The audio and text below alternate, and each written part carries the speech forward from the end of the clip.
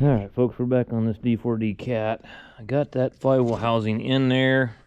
I might wind up having to, we'll see, I might wind up having to put the pan plate gasket. I might wind up having to do kind of like I did on that end frame over there, where I have to jack the main frame up and everything to get the pan off of it. And I don't know, because what happened is that where those mounts are on that flywheel housing, it's got, you know, it's got the mainframe piece that bolts to the mainframe, and then that mount is squared off and it sits on top of that, and then the bolt goes through that into the piece that mounts to the mainframe. Well, when you slide it up there, you know, you've got to, if you don't have any slack in the oil pan, everything's tight going together. And so what I'm saying is I'm not 100% certain, because, you know, you've got your dowels. You got the dowels on the block, and that flywheel housing has to line up with the dowels. And if there's no slack in the pan, I don't know if it, I can't really tell if it bunched up that little piece of pan gasket I put on there or not. So if it leaks from there, we're gonna have to, you know, drain the oil out of it and pull the upper and lower pan and put new gaskets on them and do it that way. But I got the flywheel housing on there. I know that the actual flywheel housing gasket is satisfactory. That's on there good. So we'll cross that bridge, I guess, when we get there. We get it all running. And oops, hang on, I'm trying to get a light for everybody. Got one light there, and this light here must have fell down or something. I don't know what's going on with it.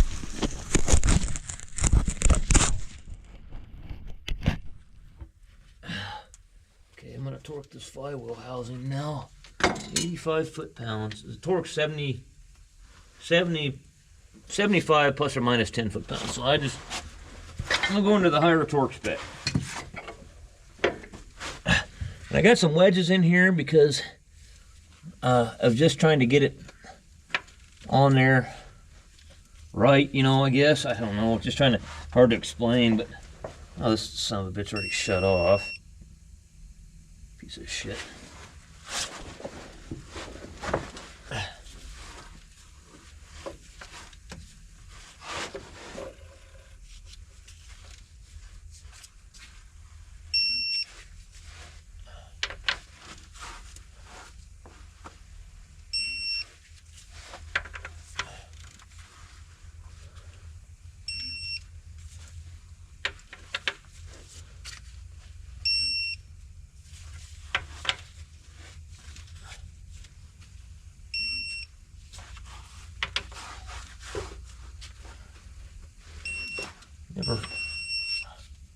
What's going on here?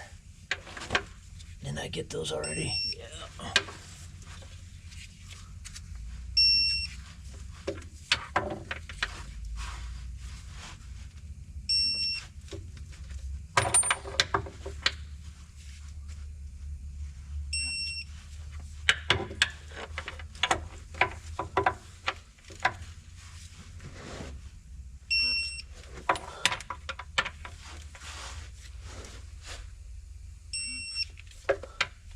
Got that one, I'm pretty certain. Yeah. And just got these lower ones.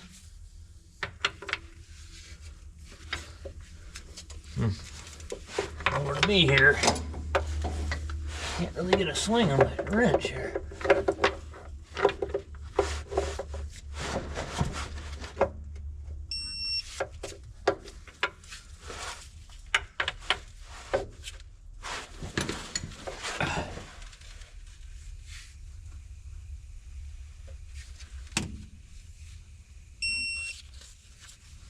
All right, well, there it is.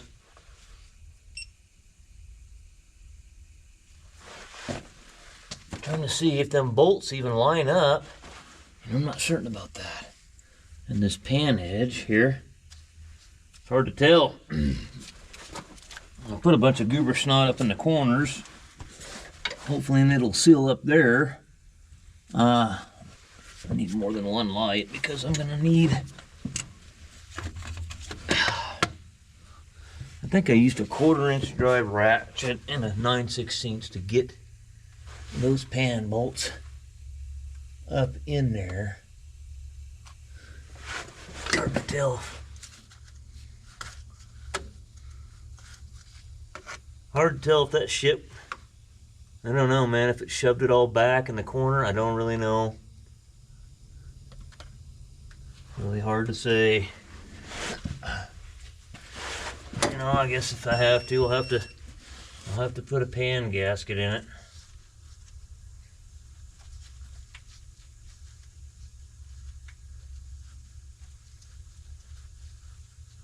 I mean, that bolt started right away.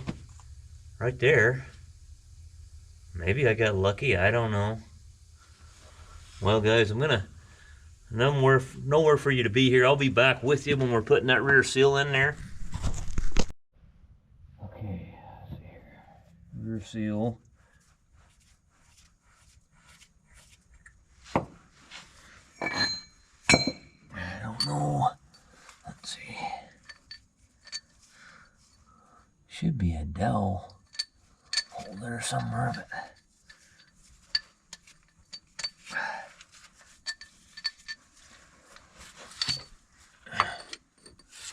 now with that seal,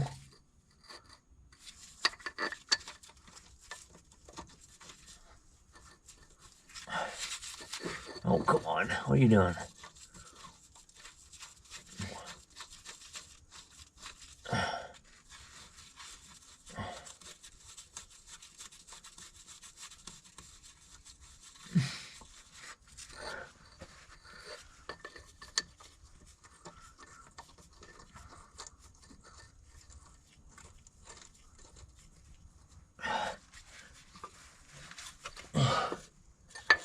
What's the son of this shit to me here?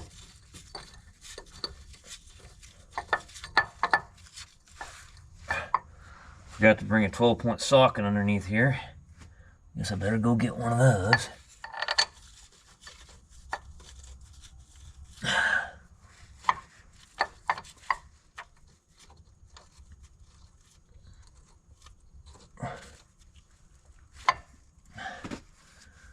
Is that going to slide over that?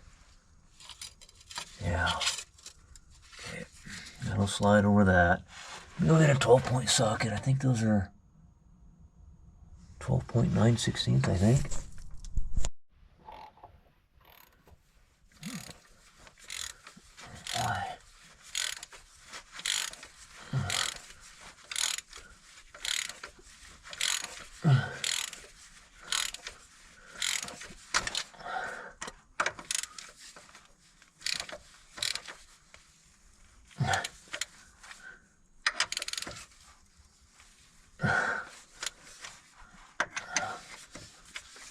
There goes the damn phone. Hang on.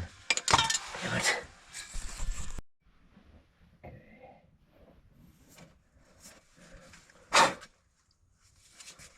Is that going to shove on that wear sleeve and put it in? I don't know if this is the right seal installer to do the wear sleeve part of it, to be honest with you. Is that going to contact that wear sleeve and push on it? I don't even think it's going to. Really kind of looking like it ain't.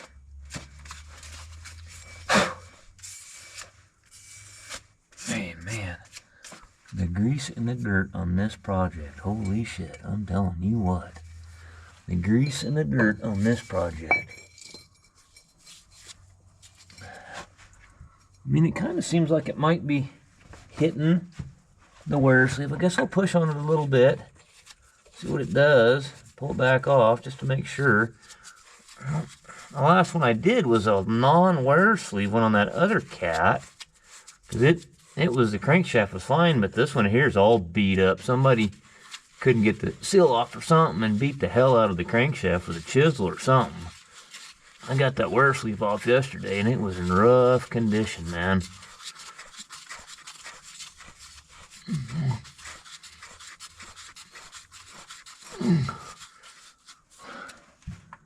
Okay, I think we're shoving on the wear sleeve, and apparently somebody didn't bring a wrench under here with them. Hang on, golly, damn phone ringing. Just brought that under here with me, you dumb bastard. What the hell's going on with my brain?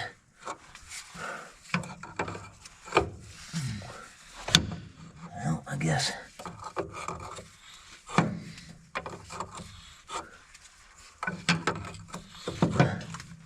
No. Really what it's doing here, so.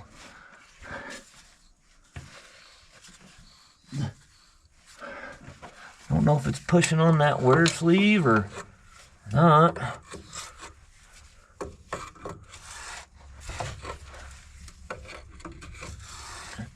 I'm gonna pull it back off just to inspect it and see what's happening here. I don't remember this installer, what I used the one time, I don't remember. It's so long ago.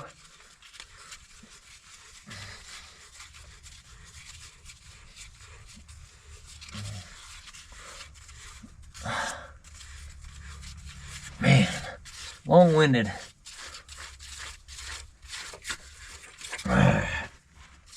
Okay, is it shoving on it? I think it is. I think it's shoving on it.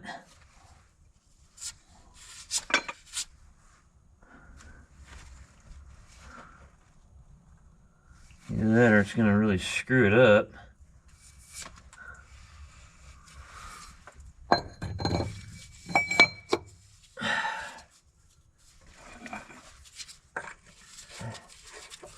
Going a ways further and we'll pull it back off and inspect it again.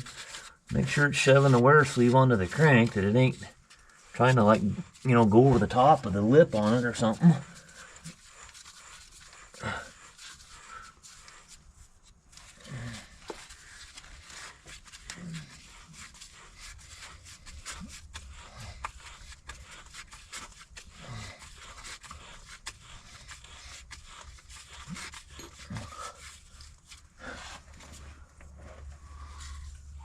Why is that not like, what the hell's going on here? Something centered up or something here. What the hell's going on with this thing? There it goes.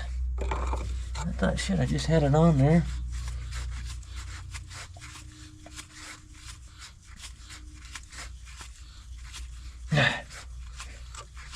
Okay.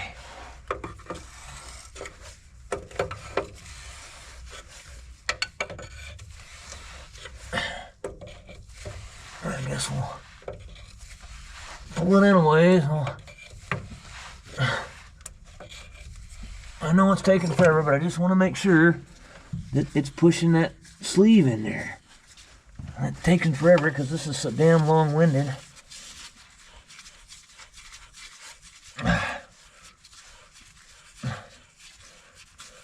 Maybe this, if it's pushing it in, and I know it's pushing it in, I'll just go ahead and finish it off. But I gotta just make sure that it's pushing on that sleeve and it ain't going over the top of it or something. I know it put the non-wear sleeve type seal in just fine, but I don't know about the wear sleeve style. If this installer is really made for that. Yeah, it's pushing it on. Okay, it's pushing the wear sleeve in. Okay, good news, good news, good news. We'll just go till we bottom out now, and we'll...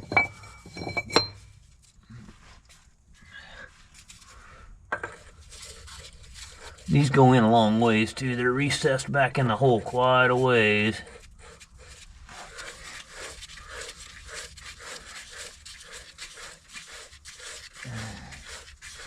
I might actually take my blower nozzle. Just kind of blow around that.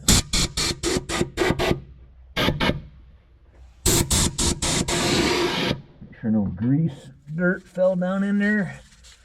Well, I've been wrestling.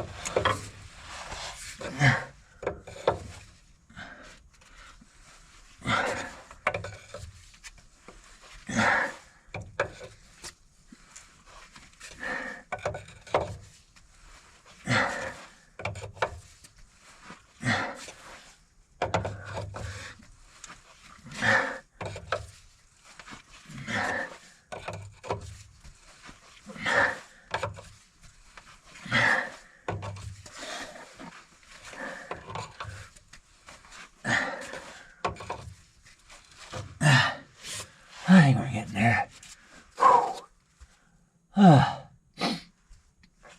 Should bottom out when and it looks like it's got to be just about there.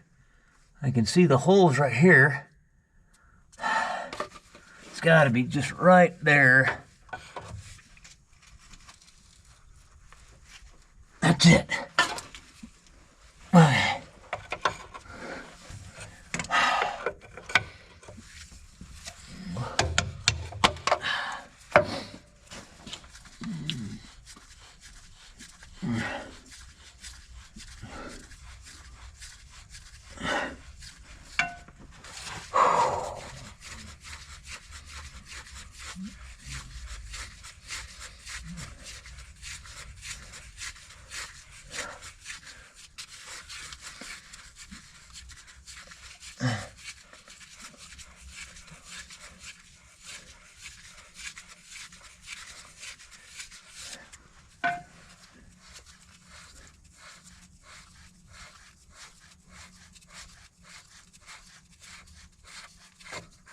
Okay. Let's see what she looks like. I would say we did pretty good. I would say so. Alright, let me see. Can I move the chain and shit out of the way here, maybe?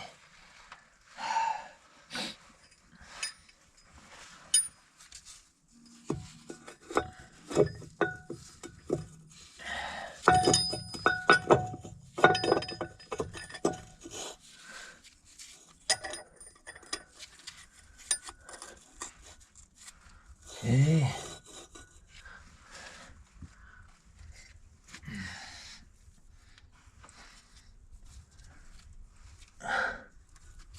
Lots of fun. Damn it. Let's see, how did I do this last time?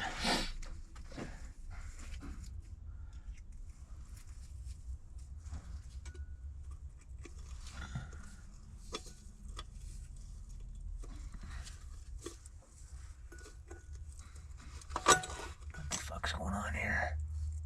Lock screwing with me. Yeah, the wonderful little lock here is messing with me. Should go in there just like that, but it's not wanting to do it. Of course, the triangle is going to fit in the narrow part of the... That's the theory, anyway.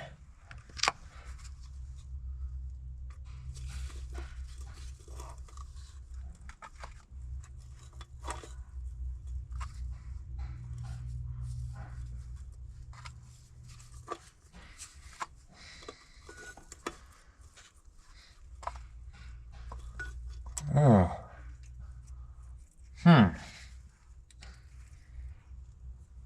Maybe that's wrong.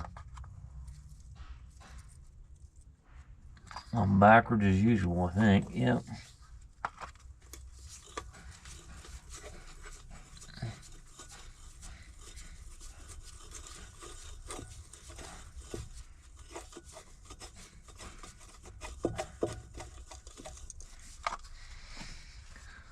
Okay.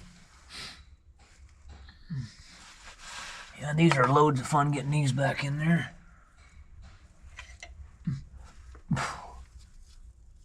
And the wide part goes up on that ring that holds the bearing in.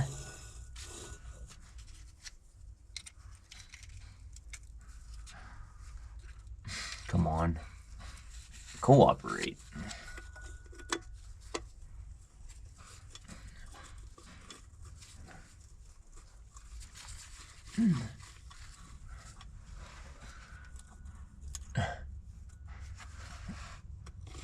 Get in there now.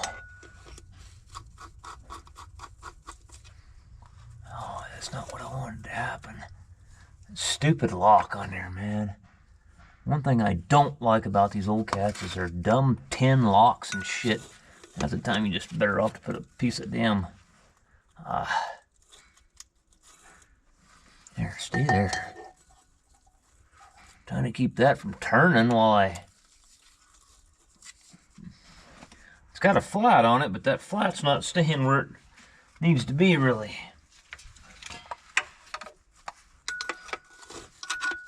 Maybe if I go like that, maybe? And hold the stupid lock still, the screwdriver, and then turn it?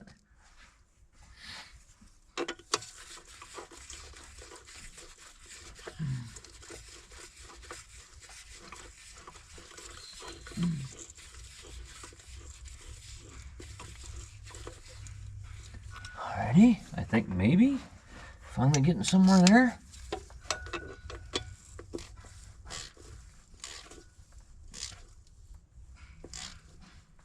Alright.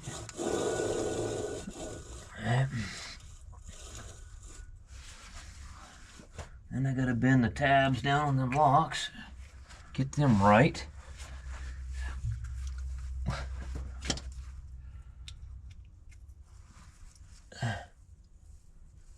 Let's see, you know. I guess that's about as good as I'm gonna get with that. What a piece of shit these things are.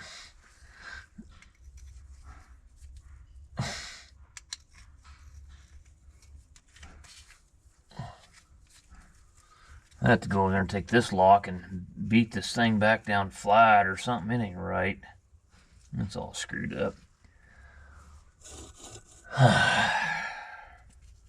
Just better off maybe to put Loctite on it and call it good enough. Get rid of these things on there. They're a pain in the butt.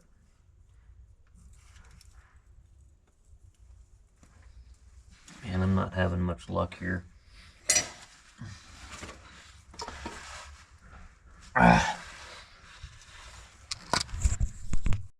Alright, so I got the flywheel and the, what is that? The, that drive gear that runs the pump or whatever it is in the center there. I got that in there. My idea here is, fellas, is to, I want to throw the starter in it, and I want to start it without the transmission or the clutch or anything in it. And my idea is to let it run for a while and just make sure there's rear seal's not going to leak, or I'm not going to have a leak around the flywheel housing, because right now is the time to catch it. So what I'm going to have to do, though, to get to that point, I'm going to have to mock up the gauge panel here and probably put the coolant temp sender back in it so I don't have a water leak, and put the oil pressure gauge line back to it as well. And I can put the starter in it and hook the cables up and jump across with my remote starter switch and start it. That shouldn't be a problem at all. And let it run for a little while and just make sure we don't have a problem. You know, I was reading comments on the last video, and a lot of guys, you know, they say, oh, you're a hard worker. And you know, I'll tell you what, guys, it's something that maybe just food for thought, but something that I look at in my life is that something I've always been fascinated, should say, with, especially like the Old West. And I see the people that came out and settled the West, and I see the people, the miners that went into the Nevada area and like into Virginia City, into the Comstock Lode, into, you know, Yellow Jacket Mine and the Sutro Tunnel, all kinds of different places like that over there. And then you see what them guys did back then with pickaxes and shovels and just hand labor. And if you go into some of those mines down there in Nevada and see the enormous caverns and what do they call them, adits, and the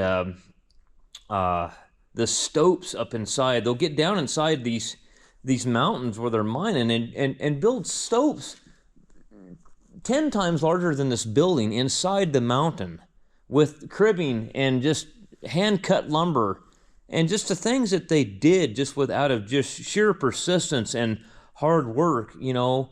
And they couldn't work out, you know, and a lot of those mines, like in Virginia City, they got down there to, you know, some of those went down to 3,000 feet below the surface, and I think the combination shaft went down there. I'm not sure how deep. I know the Yellow Jacket mine, I'm pretty certain it went down a couple thousand feet, but the water was so hot down there, and the temperatures were so hot down there that those guys would be down underground, and if they came up in the wintertime, up in, you know, to the surface, they would go from extremely, you know, 100-degree, 120-degree temperatures down below to freezing temperatures up on top and get pneumonia, you know. So I always think about stuff like that. It constantly, and then every time I get into a difficult situation, I say, quit whining.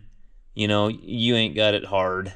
You got no problems in comparison to what our forefathers went through to settle this place. And that's the thing that pisses me off about this country, is people don't think about the people that came before them that did all that hard stuff, that sacrificed lives and sweat and toil to build all this stuff, and we're just throwing it away. We're just throwing it all away. We're just kind of spitting on their graves is what we're doing, you know? And it really bothers me sometimes to see that people just don't know what them old guys like that, they were tough. They were tough bastards, you know what? They were tough. So I try to emulate them just as much as I possibly can. And I know I probably wouldn't make a hair on their ass, but, you know, I just look at things like that and realize that, you know, folks, we don't have it very rough. But, you know, the way we're doing and letting our country go to shit because we're letting it happen. We're not taking up and standing up and taking a stand. You know, all I'm going to say is, if the right guy don't get elected next time, we're done. We're absolutely done. You know, and everybody knows that too. Everybody knows it. Anyway, enough of my rant. So yeah, I can put the starter in it. I can put the starter in there and jump across the start solenoid here and get it running. Yeah, I'll get it started, and we'll just let it run for a while and make sure none of this stuff's gonna leak on us. I sure hope it doesn't. It looks all pretty good. The only thing I'm a little bit worried about is that pan gasket edge. So, and if that leaks, I'm not pulling that flywheel housing back off. I'm just going to pull the pans the same way I did on the end frame. I'll just pull the pans and reseal them. Anyway, all right, guys, I'm going to clean up the starter gasket on the flywheel housing. I should have cleaned it up when I had it out. Would have been a hell of a lot easier. And clean up the gasket here. You got to remember, it's a wet housing, so that's a wet starter. So I got to get a new gasket for it.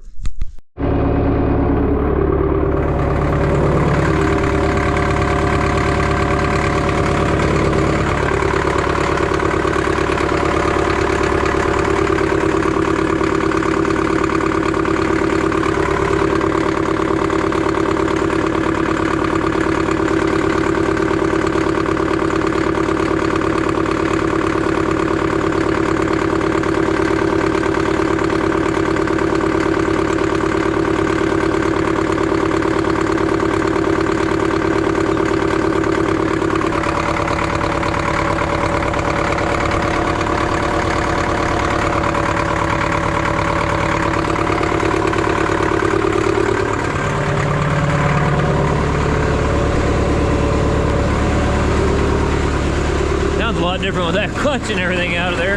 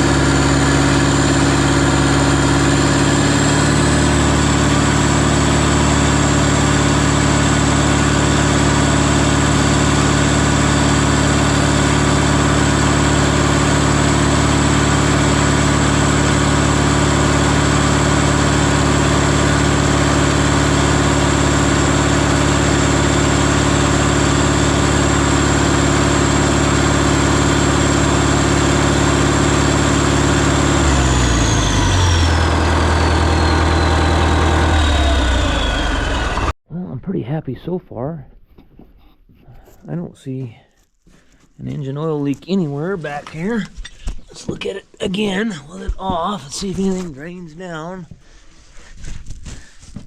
If the rear seal was leaking, I think you would be seeing it by now. Running down into the bell housing, you know. I don't see anything happening there.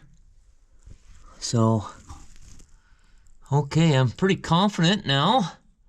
I think what we do now is let's go ahead and finish cleaning this surface up here, get the gasket on it, put the clutch in it. Alright, I'm trying to situate it here and get the clutch disc in it. So I gotta put them braces back on there for the dash. Well, it's basically not really for the dash, it's just going up to the plate, braces this plate here.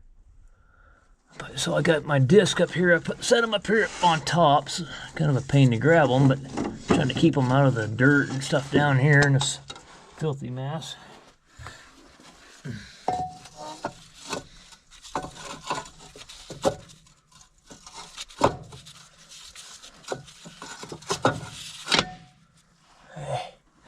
Now, well, I kind of need to do, let's see here, a good clean spot to lay this thing. Not really, so I'm gonna hang it up here for now. It'll stay up there. So I need this other plate.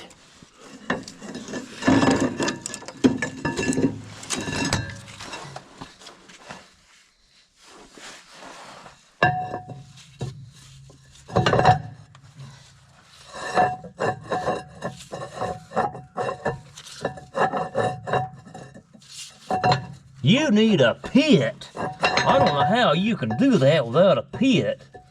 I get a kick out of these guys. They can't really do much of anything with all this specialty shit. Digging pits and building shops and all this stuff goes down. Boy, these people are going to be in rough shape, aren't they? And I'll be prepared. I've always done everything without anything anyway.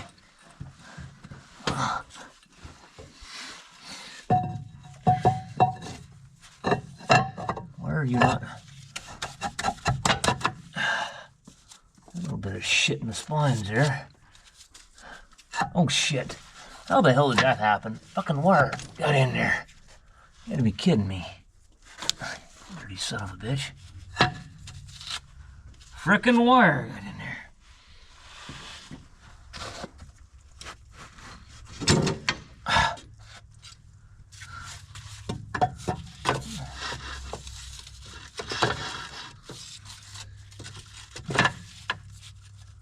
All right. Okay. Let me see here. I'll get that. I'm gonna put these braces back on because I'm right here, so it's a lot easier right now. All right, guys. So here's the old seal. I beat that old seal out of their output. I like to change those while I'm here. Put the clutch shaft in it.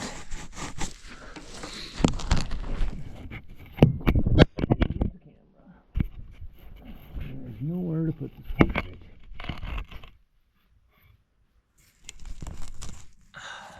Maybe right there. Okay, so we'll stick that in there.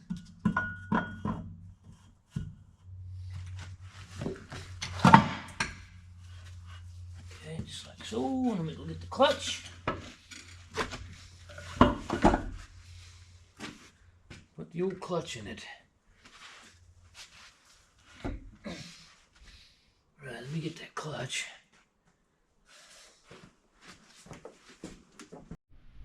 Alright, so the entire clutch assembly is assembled into the clutch housing, except, you know, the disc and, of course, the intermediate plate that's in the flywheel housing. So now we gotta hook a lifting eye onto it with a bolt and a nut, and then get it come along and hook it to something, a hard bar or something, and a chain, and drag this thing underneath the cat, And then I'll have to get this new gasket kind of set up there, ready to go. And I'll probably put a little bit of silicone on there just to kind of adhere it and make it stay still for me, because when they ship these, they put a roll of cardboard here with some rubber bands in the end of it, and it just gets kind of out of shape on you and doesn't want to stay where it's supposed to. But the first thing to do is just get it underneath there, which is not too much fun. But anyhow, I'll quit bitching and let's get after it. All right, so I'm trying to get this clutch brake adjusted right. Now I got it too tight. I can't go off the measurement in the book because the pivot pin right here is about half as the diameter that it should be, because of the years of use and no one ever greasing anything. So I've actually got it to where it's actually stopping the input shaft now, or the input shaft of the transmission. So let's go back this way a bit with it. It's a little bit too much though now. It actually is stopping the transmission, just not even, you should have to push forward on these levers a little bit to get them to stop the correct way. This one's, now it's stopping it and you're not even pushing forward, so that's too tight. That's not good. It'll burn the clutch brake up pretty fast like that.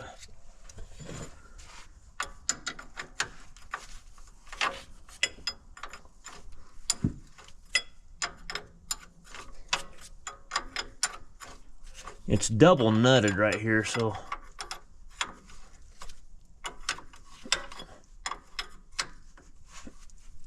okay. Wonder if that changed anything there. Let's go try it again. I moved it a good 1/4 of an inch. Let's go see if it'll stop the, I don't have the dash hooked up in it yet, so we're kind of having to be a cowboy here. Make sure that I'm not going to run over myself. It's in neutral, the clutch is released. You gotta give it a little bit of throttle here.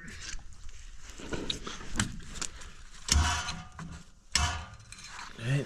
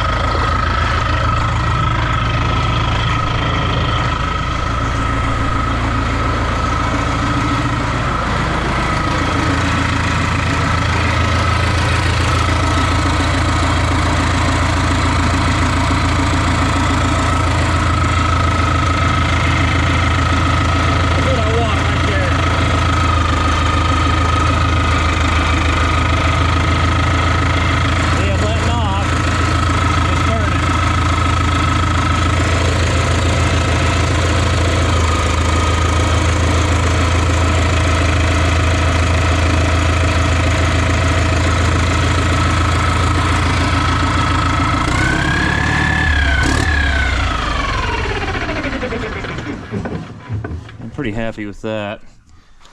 All right, so Of course, there's a jam nut. We need to tighten the jam nut up.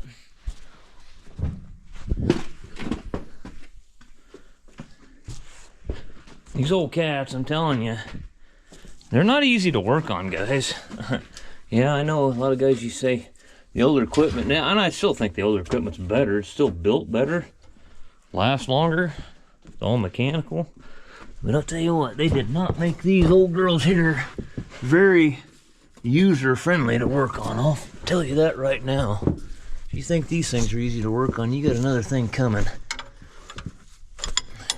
You go home at night, and you'll tell me how easy these are to work on when you go home at night, and or even when you get up the next morning and you're so damn sore from working on them, because everything's hard to get to, and up and down off the son of a bitch all day long.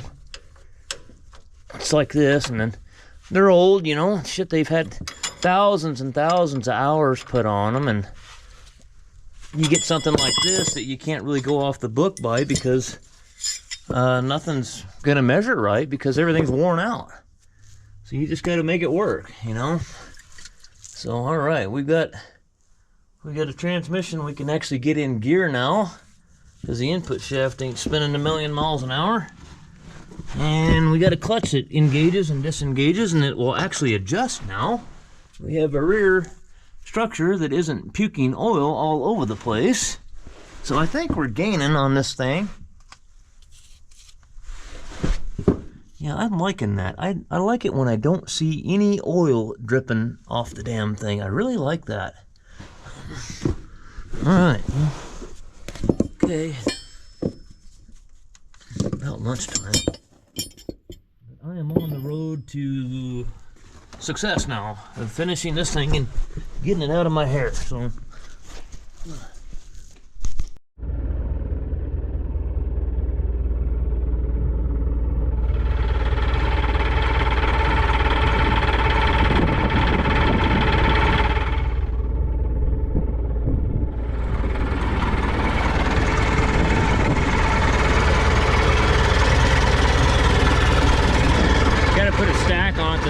broke off. Now, not on the exhaust manifold, but the actual muffler.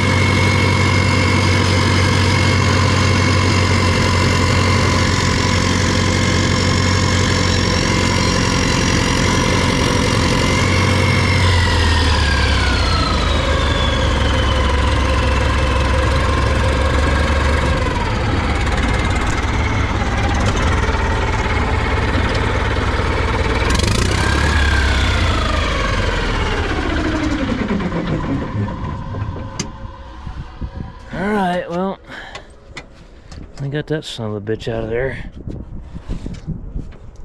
Ah, that cylinder fell down, damn it. And I'll mess with it tomorrow, I guess.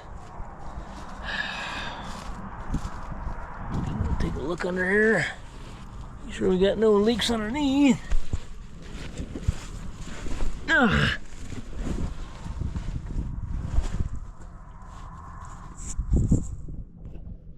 tight.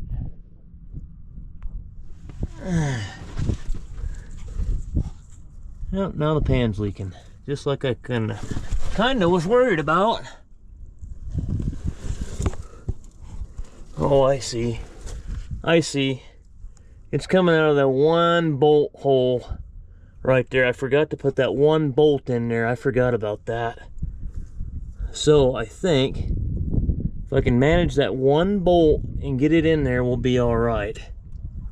So I'll mess around with that tomorrow and see if I can come out here and get a 1/4 inch drive with an extension and a universal and get that one bolt. I forgot. I was fighting that and the phone rang or something and I forgot about it.